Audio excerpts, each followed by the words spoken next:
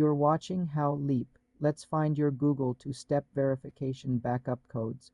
Go to My Account, Google.com in a web browser and sign in. Click on Security in the left-hand menu. Scroll to the section labeled How You Sign into Google. Find two-step verification and click on it. You will need to sign in again for security.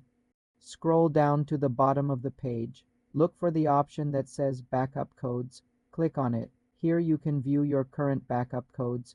You can print them or download them. To get new codes, click Get New Codes. Your old codes will stop working. You're watching How Leap. Let's find your Google two-step verification backup.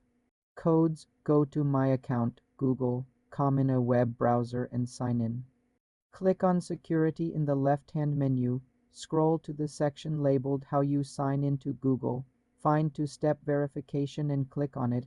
You will need to sign in again for security. Scroll down to the bottom of the page. Look for the option that says Backup Codes. Click on it. Here you can view your current backup codes. You can print them or download them. To get new codes, click Get New Codes. Your old codes will stop working. Save these codes in a safe place to use if you lose your phone. For more simple tech tutorials, subscribe to the channel.